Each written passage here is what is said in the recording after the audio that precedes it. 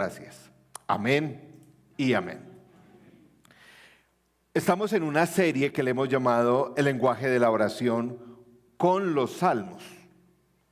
No es una serie sobre los salmos, es como los salmos presentan la oración. Todos podemos crecer en orar. Necesitamos crecer. El propósito de esta serie no es solamente tener una reflexión los domingos y ser ilustrados, sino que crezcamos todos en nuestra vida de oración. Que sea reavivada o tal vez por primera vez que nos dispongamos a tener una vida de oración rica, abundante, alegre, diaria. Es el propósito. Necesitamos crecer como en oración. Como les decía, y es una experiencia que compartimos aquí y otras comunidades, no he visto la primera persona, por lo menos aquí en la colina, que me diga, uy pastor, estoy orando tanto, ya no sé qué es decir con tanta oración. Yo creo que voy a orar un poquito menos. Generalmente todos sentimos como crecer más. No para llenarnos de culpa, sino para madurar y crecer. Este salmo es uno de los salmos dentro de la tradición cristiana más conocidos y desconocidos. ¿Cómo así? Es conocido la primera línea, pero después de la primera línea, porque la primera línea fue una de las frases que expresó el Señor Jesús en la cruz. Dios mío, ¿por qué me has abandonado? Esa línea la conocemos, la relacionamos, pero ¿qué habla en todo ese salmo?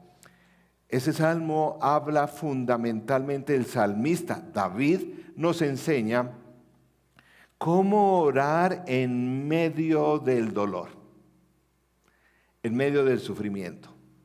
Los sufrimientos, las crisis nos llevan a orar, generalmente. A veces no oramos, pero en el momento de crisis sí. Pero ¿cómo orar? Recuerden que los salmos involucran algo muy importante en nuestra oración, que son las emociones. Cómo involucrar en nuestra vida, somos seres integrales, las emociones también están ahí. Pero cómo no negarlas, pero tampoco dejarnos controlar por las emociones. Salmos nos da un balance de cómo sí tenemos emociones, sufrimos, estamos alegres, pero cómo estas emociones no controlan nuestra vida. Este salmo habla de cómo orar en medio de esas situaciones de contradicción y paradoja que tú y yo experimentamos cuando somos creyentes. Me explico. Creo que una de las experiencias difíciles es orar en medio del sufrimiento, y una de las razones es porque uno dice, pero Señor, ¿cómo así? ¿Cómo así, Señor? ¿Cómo así que esta persona que te busca a ti, que sigue tu voluntad, está sufriendo? El problema del dolor no es sino prender la noticia. Bueno, ya no se dice prender, ¿cierto? Estar en contacto con cualquier noticia en el mundo, porque pues ya las noticias uno no va, sino llegan por todos lados. Antes uno tiene que parar. Y uno dice, Señor, ¿y este mundo? ¿Cómo así? Porque cada vez uno escucha, ve, que inclusive creo que uno tiene que protegerse emocionalmente porque hay tantas. Señor, ¿qué pasa? La pregunta, si tú eres un Dios bueno, ¿por qué estoy sufriendo? Esa contradicción, el libro de los Salmos y este Salmo y la Biblia en general, quiero mencionar dos cosas con respecto a esto, a este punto. La Biblia como tal, no sé si esto les anima o desanima, no responde directamente a esta pregunta. Y este Salmo tampoco. Pero sí nos enseña a cómo vivir y orar en medio de esa circunstancia. No porque el Señor no tenga respuesta, no porque el Señor se le haya salido esto de control, porque es que el Señor obra en medio de estas situaciones. No porque no podamos razonar y teológicamente responder esta pregunta. Sí, podemos hacer acercamientos teológicos, algún día vamos a hablar de eso, el problema del mal, del bien y todo eso. Claro, eso es legítimo, el Señor nos dio la capacidad de razonar. Pero el problema real es como tú y yo, en medio del sufrimiento, seguimos adelante. Un Dios que ha mostrado su bondad de forma poderosa en el libro del Éxodo, por ejemplo, del Antiguo Testamento, cuando libró a todo el pueblo de Israel. El Señor Jesús, cuando vino a salvarnos. Está ese amor del Señor. Todas estas son expresiones de amor del Señor. Pero obviamente las tragedias, los sufrimientos de este mundo, ¿cómo se elaboran en medio de la bondad de Dios? Mi dolor, tu dolor, ¿cómo seguir adelante? Esto nos enseña el Salmo 22. Orar en medio de esa realidad, en medio de esa contradicción. Una de las cosas y vamos a verlo en detenimiento, que nos enseña, es el lenguaje en la oración, el lenguaje de lamentarnos. ¿Sí? A veces pensamos que no tenemos derecho, que la persona que sufre, no. Es más, el mayor contenido del Salmo 22, que son 31 versículos, tiene que ver con el lamento, expresar en medio de las tragedias, del dolor, de los duelos que nos llevan a orar, el poder expresar nuestro sentimiento, nuestro dolor, primero que todo, al Señor. Y lo estamos haciendo de una forma, vamos a ver, cada vez más profunda. El libro del Salmo nos ayuda, porque como hay un escritor cristiano que habla de mucho de la oración y dice, a la larga la mayoría de los cristianos nos acostumbramos solamente a hacer 3 oraciones y 3 palabras en oración. La oración del cristiano en el día de hoy se resume en 3 palabras. Una es gracias. Y gracias, Señor. Listo, está bien. La otra es perdón, Señor, perdón. Y la otra, ayúdeme. De ahí está resumido la profundidad de la oración del cristiano. Gracias, perdóneme y ayúdeme, Señor. Si es la oración una forma de comunicarnos con Dios, debe ser más profunda. Debe incluir más elementos de tu vida, de mi relación con el Señor. Nuestra oración cada vez más debe mostrar el crecimiento de nuestra relación con Dios. Y nuestra oración también nos lleva a tener mayor intimidad con Él. En el día de hoy vamos a aprender esto de qué significa lamentarse. No sabemos lamentarnos. En nuestro país, en nuestra cultura, aún en la cultura cristiana, sí sabemos quejarnos. Eso sí nos queja. Pero hay diferencia.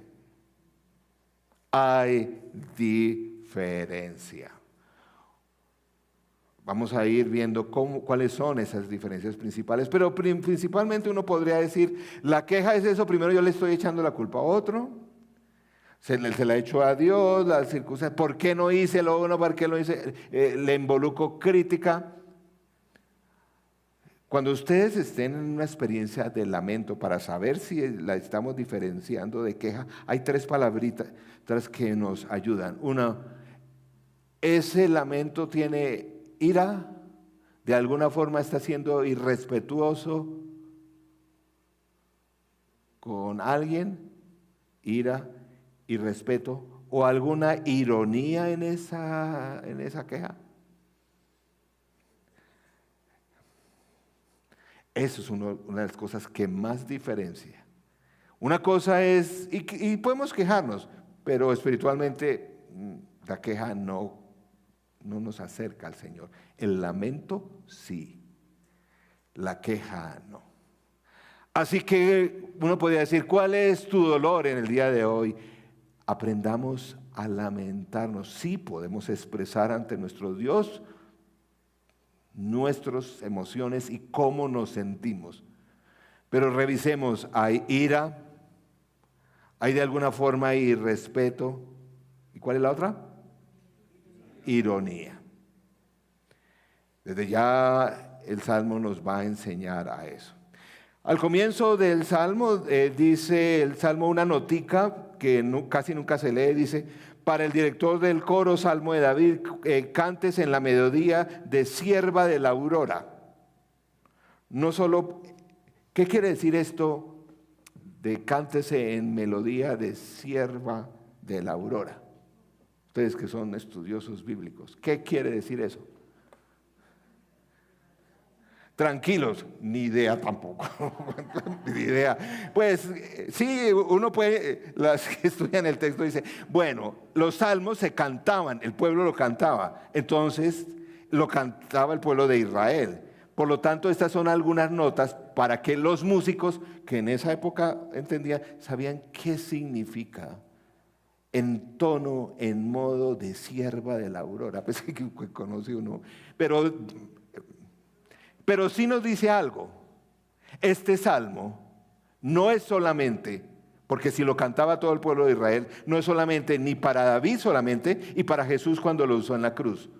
Quiere decir, por muchas generaciones, por muchos años, siglos, el pueblo de Dios ha orado, ha cantado este salmo.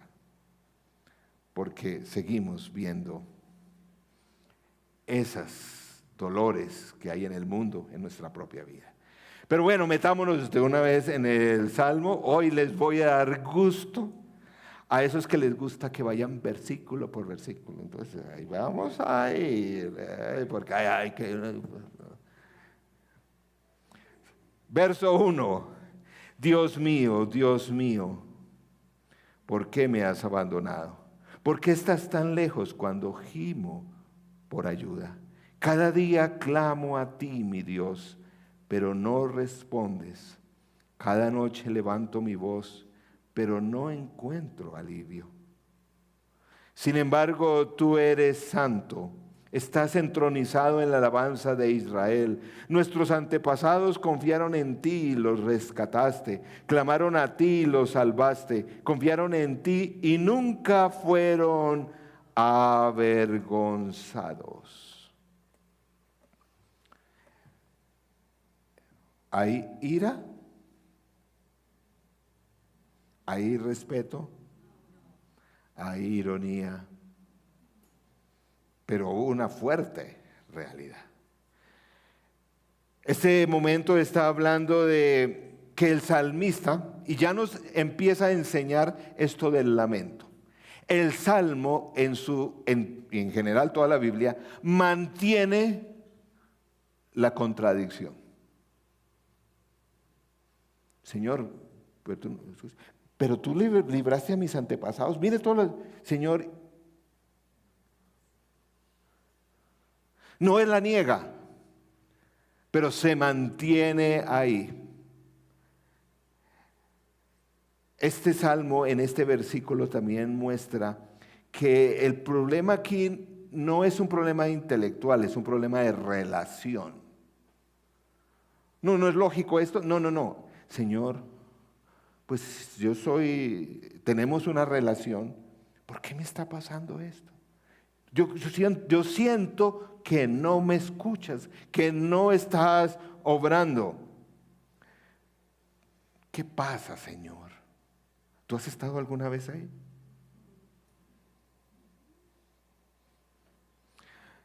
Es muy interesante en nuestro medio, me refiero al país, que tiene una tradición religiosa, tradicional, grande, amplia. Mucha gente dice esto. Vayan o no a una iglesia, mucha gente dice esto. Señor, pero...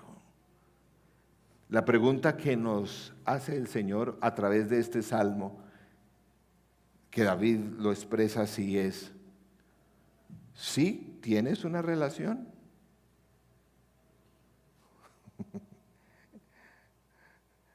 Porque aquí la queja es, ¿realmente sí la tienes?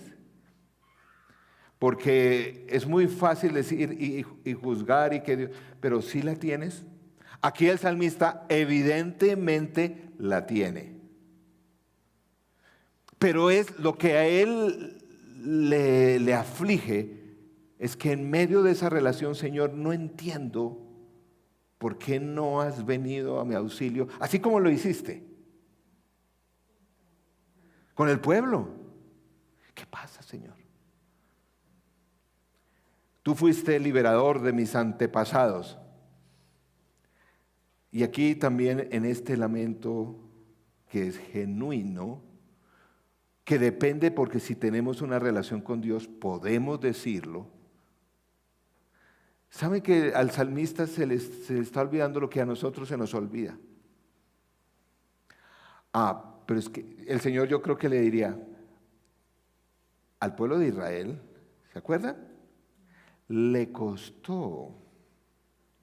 Eso no fue que el Señor dijo, y de una salieron de Egipto, de una llegaron a la tierra prometida.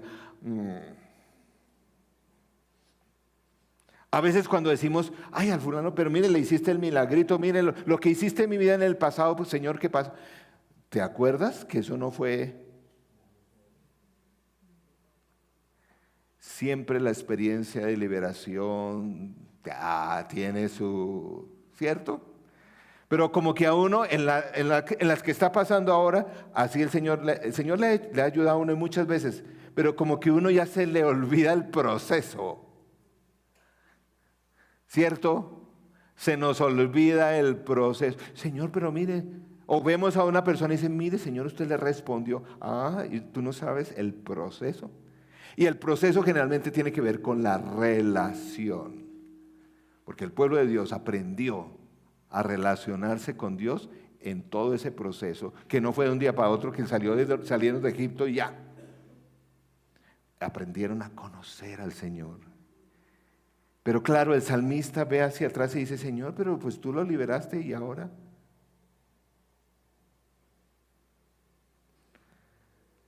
Siento que no estás presente.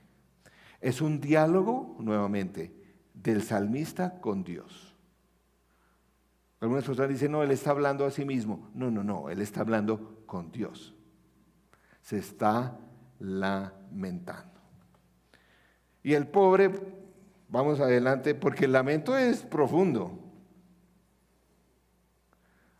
Hasta su identidad está afectada en este problema. Miren cómo él dice. El pobre está llevado, qué pena. Pero, mírenlo como dice. Pero yo soy un gusano, no un hombre. Todos me desprecian y me tratan con desdén. Todos los que me ven se burlan de mí, sonríen con malicia y menean la cabeza mientras dicen, ¿este es el que confía en el Señor? Entonces, que el Señor lo salve. Si el Señor lo ama tanto, que el Señor lo rescate.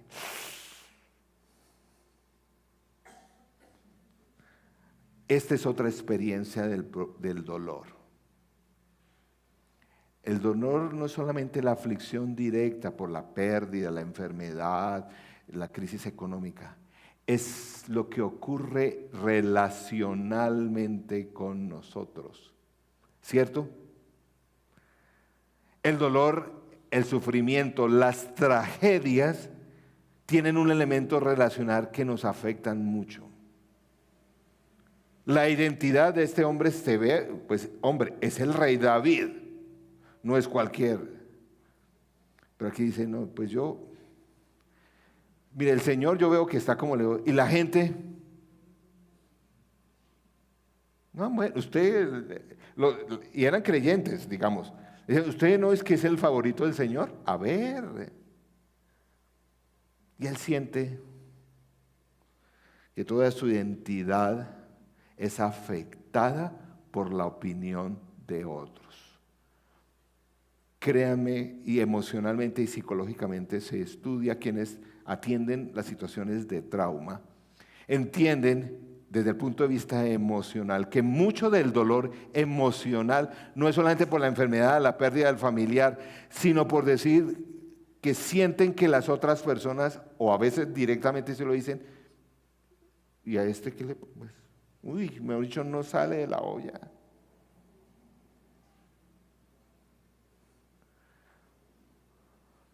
La realidad de las tragedias, del sufrimiento, quiero que anoten bien esto en sus mentes. Esto no es solo la experiencia del cristiano, es de cualquier ser humano. El sufrimiento, la tragedia nos aísla. Algo que viene con la tragedia, con el sufrimiento, es que nos aísla. Sí o no, cualquier persona que ha sufrido, de alguna forma, las personas a nuestro alrededor no quieren aislarnos. Tal vez tú no quieres aislarte, a veces sí. A veces el problema es que, no, yo que voy a empezar, que la gente me va a preguntar, ¿qué hubo de usted? Un año sin trabajo y el sufrimiento tiene por naturaleza, desafortunadamente, esto que nos aísla y nos lesiona allá adentro. En las tragedias pasa eso. A veces las personas, te ha pasado a ti, me ha pasado a mí, las personas que están a nuestro alrededor inclusive piensan, ¿lo llamo o no lo llamo? ¿No le pasa? ¿Qué le digo?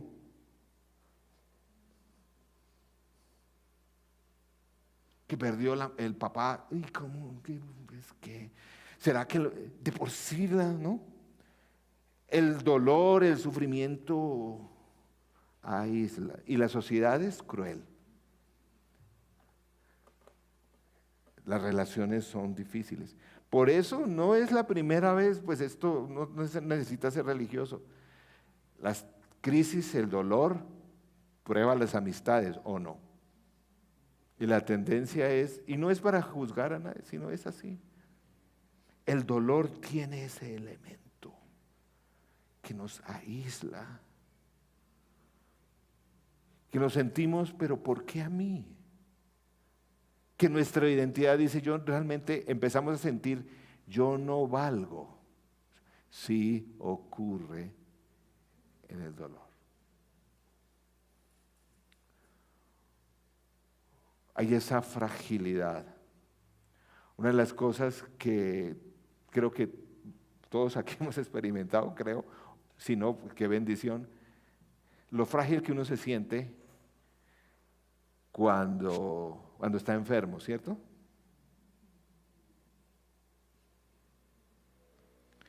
Y créame que yo entiendo, ya no ejerzo tanto la medicina, pero sé que es eso. Pero yo sé que algunos miran y dicen al médico, esos médicos no tienen compasión. Y no se trata de eso. Es que el mismo hecho, yo gracias a Dios he tenido buena salud, pero una que otra cirugía, oiga, eso es, yo ya sé el proceso, cómo es eso. Eso no llega a las 7 de la mañana, eso todo el mundo está corriendo y uno, póngase esa bata y lo paran, hay 5 camillas y 5 tipos, y uno como, y el doctor ¿dónde está? Y, no, ya viene, tal cosa, y eso que yo sé más o menos por dónde va la cosa. Uno se siente muy vulnerable. La realidad es que las tragedias nos aíslan. Por eso tengamos mucho cuidado cómo enfrentamos nuestro dolor y cómo atendemos a las personas que están a nuestro alrededor. Ustedes ahora entienden por qué el énfasis aquí en grupos, en tener a alguien, porque es que, sí,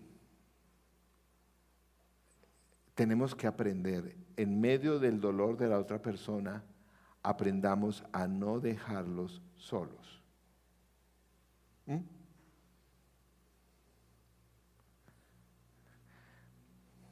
No tenemos que, fíjense, Las personas no tenemos que resolverle el problema filosófico del mal y del dolor en su vida. No, tenemos es que acompañarlos.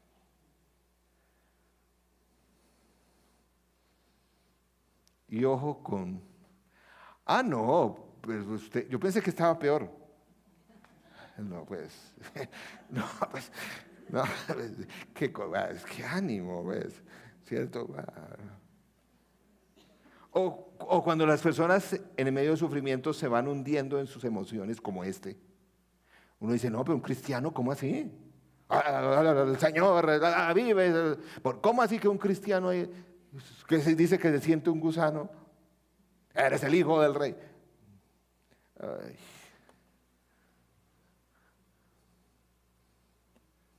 Démosle espacio.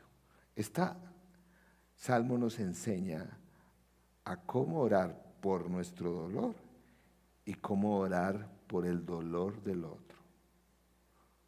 Ayudemos a que las personas aprendamos a lamentarnos. Sí, sí. Maduremos en eso. Y obviamente en esa contradicción le dice, mire, yo soy un gusano, la gente me dice que, mejor dicho, pero él vuelve a la realidad, pero a la contradicción también. Verso 9, porque tú me sacaste del seno materno, es decir, aquí yo estoy porque tú me creaste. O sea, yo no soy aquí un accidente, no estoy aquí. Dice, me hiciste confiar desde los pechos de mi madre. Es desde nacido, yo estoy aquí en esto, en una relación contigo a través de mi mamá. No sé si notan eso. Dice, no, es que, ¿cómo así? Yo me siento así, pero tú me trajiste a este mundo soy importante. Mire cómo dice, a ti fui entregado desde mi nacimiento. Es decir, el llamado de David está desde el nacimiento. No estoy aquí porque me lo inventé. Desde el vientre de mi madre, tú eres mi Dios. ¿Sí ven? Me siento muy mal, dice David. No tengo valor. La gente me dice, no, usted, ¿dónde está su fe? Pero yo sé que Dios me trajo aquí con un propósito y soy importante para Él. El salmista sigue, no sé si notan, esto no es, ay Señor, y una queja, el lamento hay que extenderlo, hay que explorarlo, hay que sacarlo. Verso 11, no te quedes tan lejos de mí porque se acercan dificultades y nadie más puede ayudarme. Y dele con que está solo. Mis enemigos me rodean como una manada de toros, toros feroces de Basán me tienen cercado. Como leones abren sus fauces contra mí, rugen y despedazan a su presa.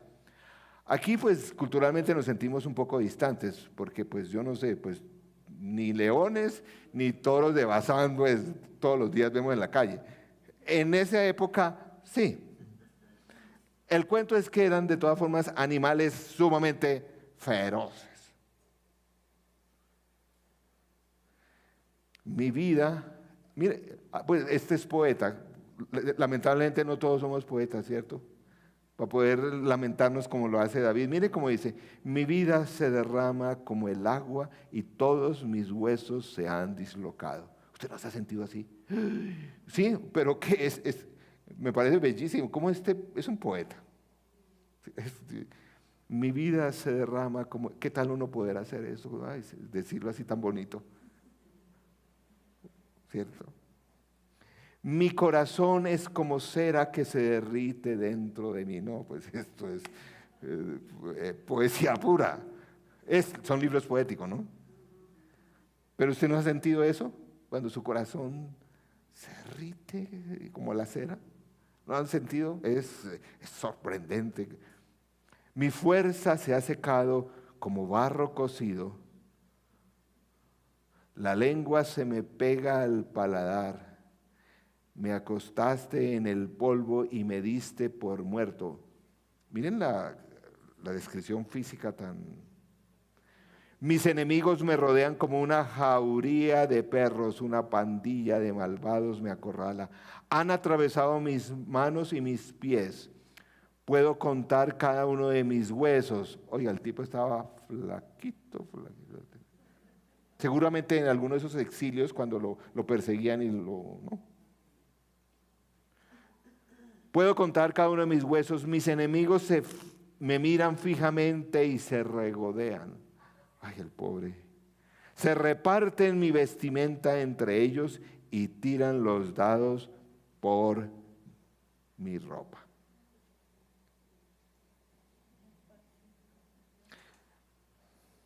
¿Dónde ustedes han, en la Biblia, visto esto? Es lenguaje de cruz.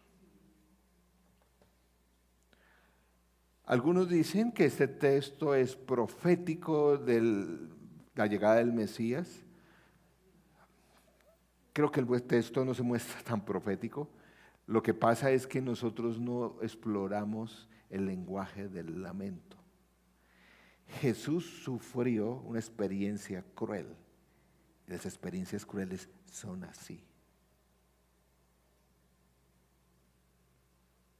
La hostilidad, la agresividad, el peligro de los enemigos, la fragilidad de su ser, casi muerto, estaba el salmista, casi muerto, a punto de perder la vida.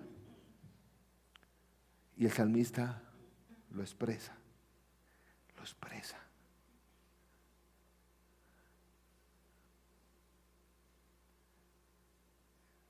Tenemos que aprender en oración el arte del lamento.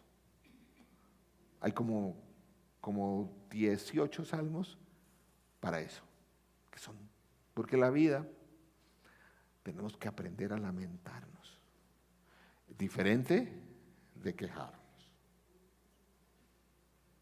El lamento edifica la relación, libera el espíritu. La queja nos llena de resentimiento y de cosas así. Mire, 11 versículos, y uno muestra que el tipo estaba, sí, probablemente varias veces estuvo perseguido por cientos de militares, era un hombre de batalla, probablemente meses escondido, en fin. Pero una de las cosas que quiero destacar es todo el cuidado que él tuvo en expresar primero su lamento. Y solamente hasta el verso 19, porque sigue lamentándose, llega la petición, otra enseñanza. En momentos de dolor, nos quedamos con la petición, pero no elaboramos el lamento. En toda crisis hay que ayudar a las personas. No nos dé miedo. A mí a veces me da miedo, para mí mismo y acompañando a la gente. Pero es que tienen que lamentarse. Si no, más bien oremos, guerremos espiritualmente, zapateemos y saquemos. No, pues, no.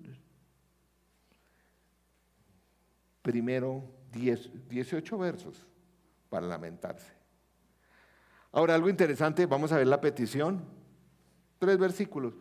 Pues porque a la larga lo que hay que pedir es claro, ¿o no? ¿Sí o no?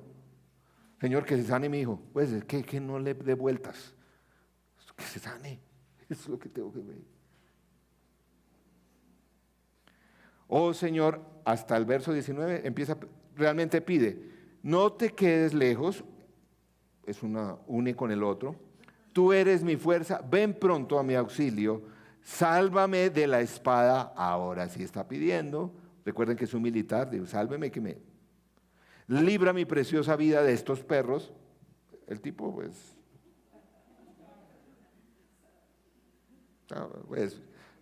sí, no. Arrebátame de las fauces del león y de los cuernos de estos bueyes salvajes. Ahí sale el poeta por todos lados, aun cuando sufre. Eso, Señor, sálveme la espada. Punto.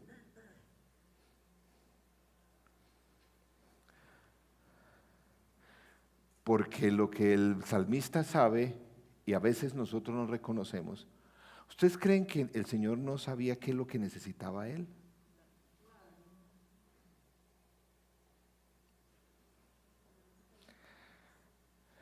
Pero el Señor sí estaba desarrollando en esos momentos de sumo dolor la relación con Él. Que le pudiera contar cómo se siente. Esto me parece que es poderosísimo. El Señor quiere escucharte, quiere escucharme cómo me siento. Y esto no solamente, el Señor no es como por terapia de, ¿no? De desahogo ahí, pues no, es, te escucho. Señor, tú no estás aquí, mire lo que me está pasando. A ver, cuéntame, ¿cómo estás? ¿Qué es lo que te aflige? Porque es allí donde yo aprendo a ver los matices de dónde está esa persona espiritualmente. A todos nos pasa, ¿sí o no? Es en esos momentos donde espiritualmente revelamos dónde estamos. Es en la cercanía con Dios, Él está buscando fortaleza, protección, salida. No es terapia, es derecho a procesar nuestros dolores. Muchas cosas en nuestra vida se descuadran con el sufrimiento, ¿o no? Esto sería, todos esos planes, metas, hasta la comida, los horarios, todo se descuadra. Necesitamos expresar al Señor y poco a poco ir. Nos invita el Señor a nombrar lo que está mal, a llamar la atención sobre ello. El salmista está diciendo, no sé cómo en este caso la bondad tuya se concilia con lo que estoy viviendo. Nos llama a hacerlo, a conectar las dos cosas, a vivirlos. Nuevamente, crecimiento espiritual se da cuando aprendemos a lamentarnos sin ira, sin ironía y con respeto.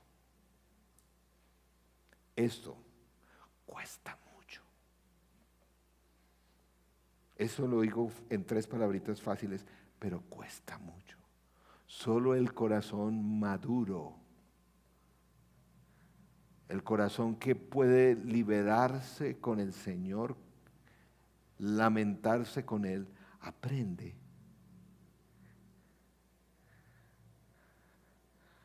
a expresar su queja sin ironía, sin ira y con respeto. A derramar nuestros corazones con Dios. Hay una forma muy poderosa de hacerlo.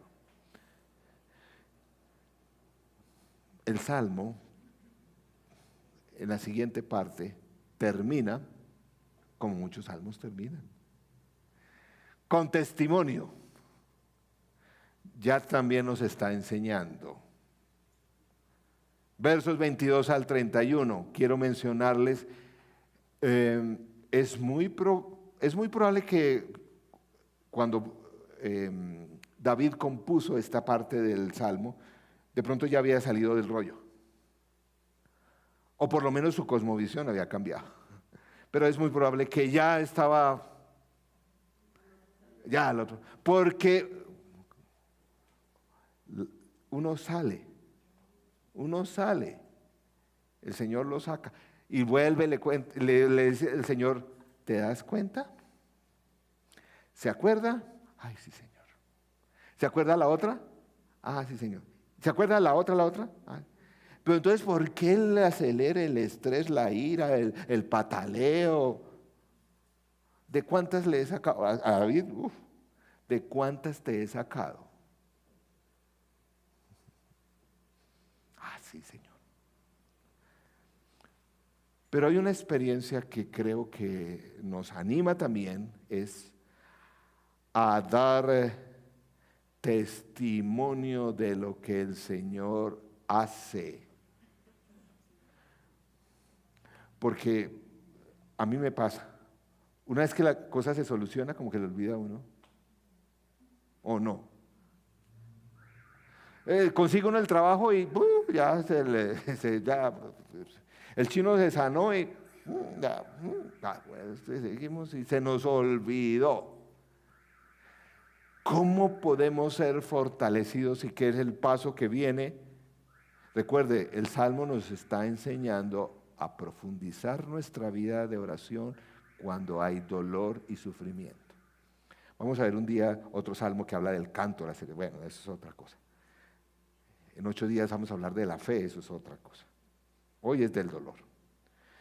Miren lo que dice este salmo.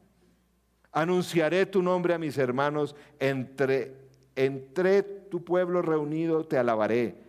Alaben al Señor todos los que le temen, honre los descendientes de Jacob, muéstrenle reverencia, descendientes de Israel, pues no ha pasado por alto ni ha tenido en menos el sufrimiento de los necesitados. Lo que ha hecho con él. Estaba necesitado. Además, creo que es eso. ¿Sabe que a veces nosotros no nos lamentamos porque digo, no, pues yo cómo voy a decir que estoy necesitado?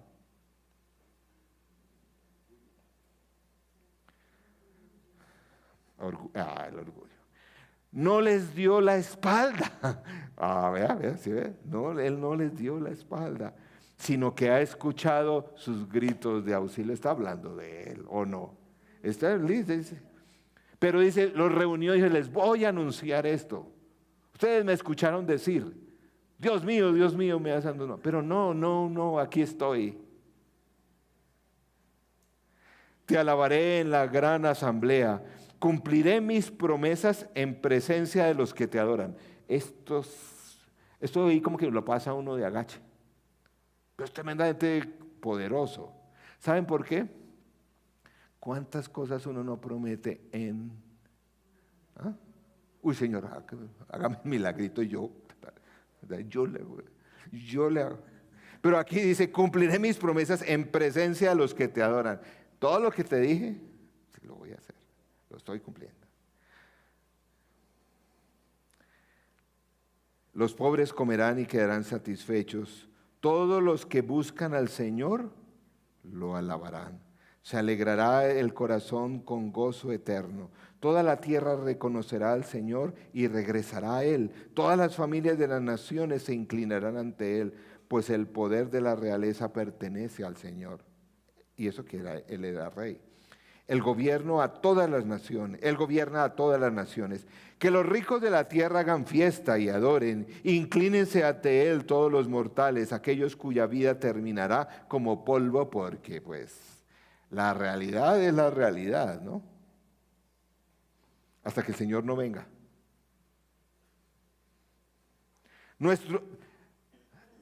Para mí, los 2 últimos versículos es una belleza. Son los versículos por los cuales estoy enseñando hoy, pero sobre todo por la preocupación de todos que tenemos hijos.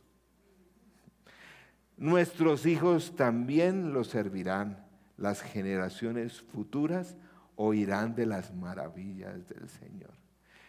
¿Cómo van a oír las generaciones futuras si nosotros no aprendemos a lamentarnos, a todo eso, pedimos y algún día decimos, miren lo que el Señor ha hecho? Miren, hay una sabiduría de lo alto aquí. A los que aún no han nacido, nosotros, les contarán de sus actos de justicia. Ellos oirán de todo lo que Él ha hecho. Esto es lo que pasa al otro lado del sufrimiento. pero sí se pasa al otro lado. Y lo que voy a decir suena un poco cruel, pero es la verdad. Aún el otro lado puede ser en la presencia del Señor, pero es al otro lado. Se pasa. Toda la creación es sanada cuando Él regrese. Se va a pasar al otro lado, pero alguien tiene que saberlo. ¿Saben? Yo les invito a que celebremos. Qué bueno celebrar los cumpleaños, las bodas, todo eso hay que celebrarlo.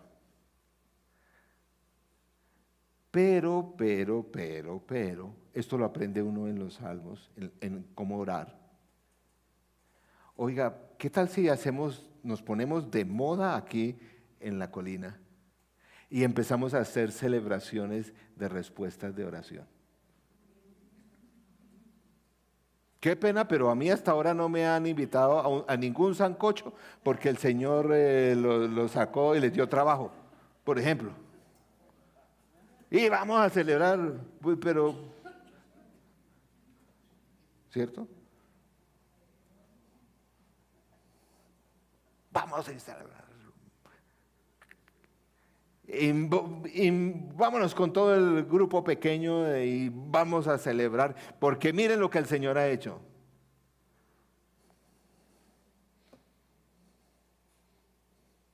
Que solamente un tintico. Pues no, ¿qué tal? Creo que podemos ser más creativos. No, es que yo no estoy en lo material, por favor.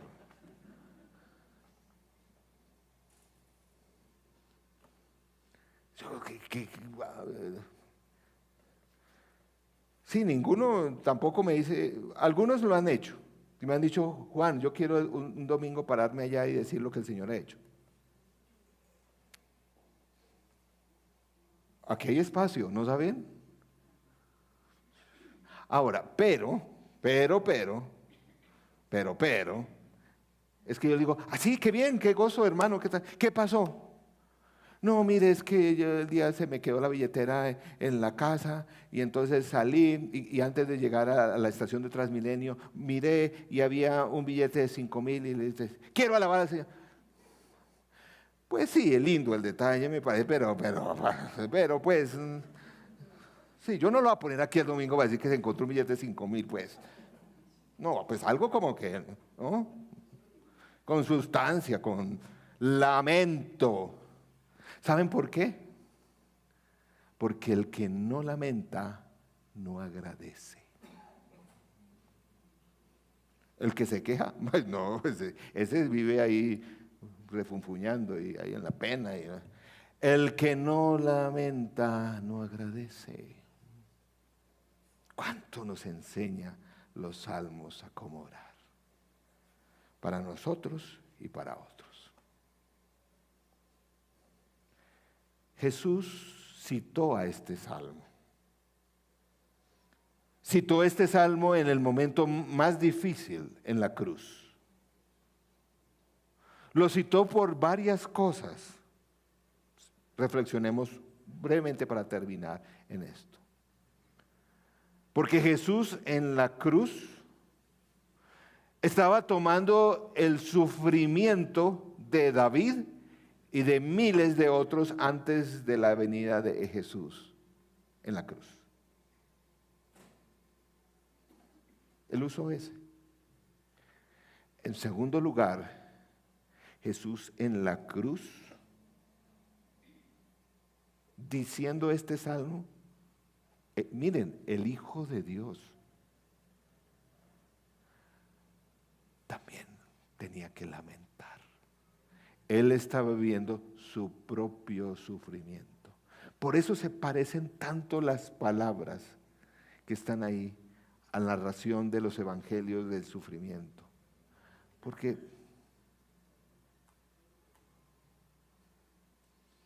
así es el sufrimiento. Aún para el Hijo de Dios le tocó así. Sufrió. Pero hay una tercera razón por la cual Jesús lo mencionó en la cruz antes de morir. Es porque en Jesús, solamente en Él, en ese momento, sí podía tener la victoria definitiva para todos los demás en la historia de la humanidad hasta que Él regrese sobre el sufrimiento. Sí se podía tener esperanza, se puede tener. Jesús obtuvo, no solamente en la cruz, sino en su resurrección. Este sufrimiento no tiene la última palabra, porque Jesús venció. Hoy estamos celebrando la cena, que también nos recuerda eso, que Jesús la padeció. Él se identificó contigo, conmigo. El Hijo de Dios se hizo humano. También sintió cómo es esto de sufrir. Y yo intelectualmente no lo puedo elaborar. ¿Cómo el Hijo de Dios puede sentir que Dios Padre no está ahí? Pero es así. Pero sobre todo, venció. Y a todos los afligidos, tal vez hoy no estés experimentando el camino del sufrimiento, pero en la vida o hay a muchos que acompañar o mañana nos toca. Es así. ¿Cómo oramos a través del dolor? Y el último mensaje que nos deja Jesús en la cruz es que hay victoria. Cuando Él regrese, cuando estemos en su presencia, la victoria es el mal, el sufrimiento, todo lo que vemos que nuestros ojos se horrorizan, no es la última palabra. Porque Jesús fue a la cruz, sufrió, se identificó, es decir, te entiende, pero venció. Y yo ruego hoy que la cena del Señor, en medio de los sufrimientos que estás viviendo, recuerden, aquí no se trata de calificar si es mucho o poco.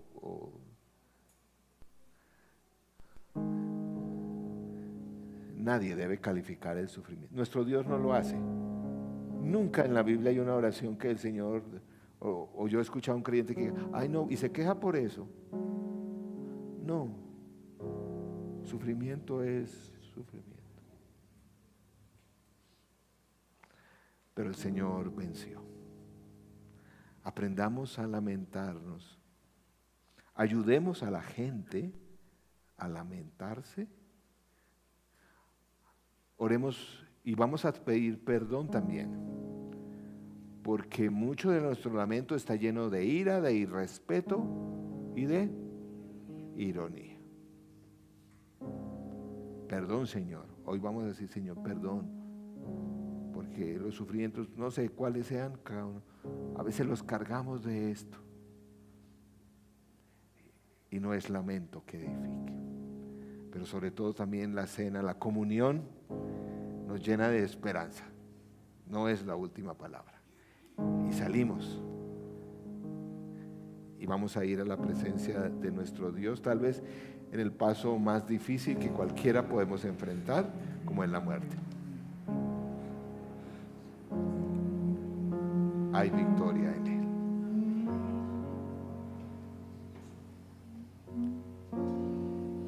Que crezcamos en lamento y que nuestra petición sea pequeña. Bueno, señal de madurez. Oremos. Señor nuestro, gracias porque en tu victoria sí hay solución para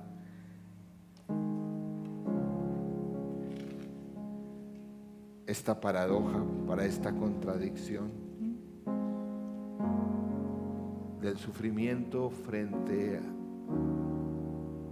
a un Dios que es bueno. Señor, gracias por identificarse con todos los que han sufrido y sufren en la cruz. Gracias porque tú sufriste, no fue algo cosmético, pagando por mis pecados. Señor, gracias. Pero Señor, gracias porque también al resucitar nos das la victoria, la esperanza, la compañía, la presencia, la guía en medio del sufrimiento. Señor, hoy celebramos como comunidad porque nos has regalado a cada uno de los hermanos aquí, amigos, para ayudarnos en los momentos de dificultad. Señor, esta comunión tiene el sentido también de que no estamos solos, no solo por tu obrar, tu presencia, sino la presencia del hermano y amigo. Señor, gracias. Gracias por ser el Dios que ha tenido y tiene en cuenta nuestro sufrimiento. Ayúdanos a celebrar. También hay celebración en esta mesa, porque tú eres el Dios de miles, millones de respuestas. ¿Cuántas veces nos has sacado adelante a celebrar, celebrar, celebrar, celebrar? Porque el que se lamenta también celebra en grande. Gracias, Señor.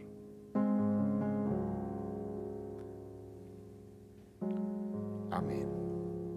Vamos a pasar a la cena mientras reparten los elementos.